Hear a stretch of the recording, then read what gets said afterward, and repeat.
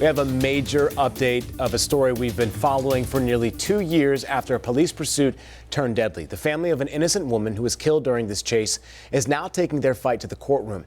Back in 2022, the mother of two, Brittany Webb, died after fleeing the driver that crashed into her car, all as police were hunting down the suspect that was on the run. And today, the Webbs filed a wrongful death lawsuit against the city of Charlotte just days before this 2-year anniversary of her death.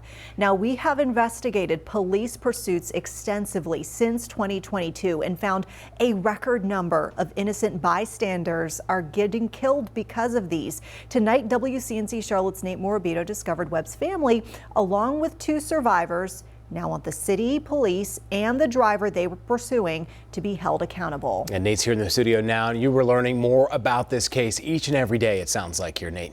That's right. This lawsuit accuses them all of negligence and wrongful death. Thanks to body camera footage attorneys have since reviewed, the lawsuit lays out new information about the moments before, during, and after the pursuit, including a new allegation that the officers ignored their supervisor's order to stop pursuing the driver. What started as a happy drive to the hospital to visit Aaron Norward's newborn daughter, I was excited. Ended with him in a coma. They had to operate on me for 5 hours straight. And his best friend on life support. And she had 2 beautiful children too. Brittany Webb later died from her injuries. It's important for people to know what happened to her. Norward survived. Can you roll for me? But will never be the same. The disregard for people's lives is sad. In the days following this preventable crash, the survivors, their families, I just told my daughter from my heart, I'm going to fight for you. And their attorneys. It makes me feel terrible.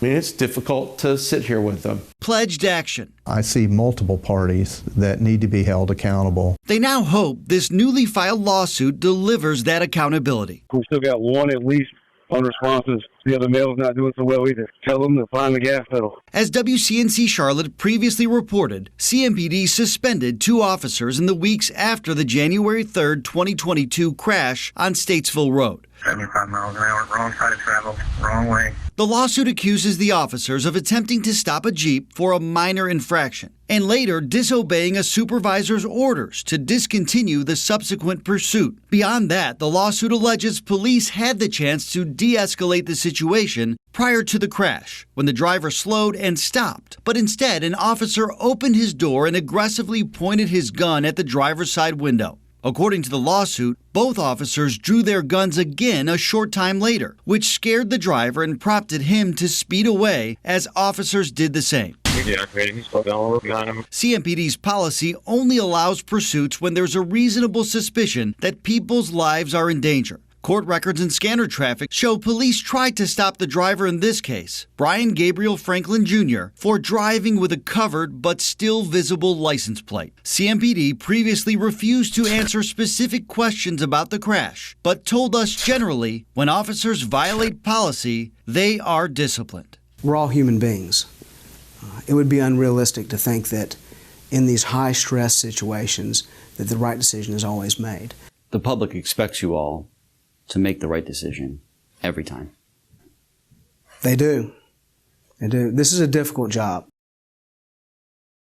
Webb's attorney told us the attorneys provided Mayor Vilisle's office and the city attorney's office with a draft of this complaint earlier this month and invited them to meet and discuss, but, quote, never received any contact from the city.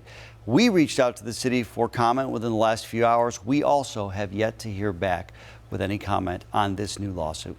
It's interesting here. Legislatively, there's no laws on the books for these pursuit policies here in North Carolina, it sounds like. Nate, what about federally? Is anything being moved there at the federal level? You may remember we found more than 4,200 innocent people died as the result of police pursuits over several decades. Well, in September, the federal government issued some new guidance, which was really a big deal, urging departments to limit pursuits when possible, only when there's risk to human life. Of course, a policy is only as good as the police officer that's following that policy. CMPD does have a strict policy, but in this case, a traffic stop ultimately led to the death of an innocent woman.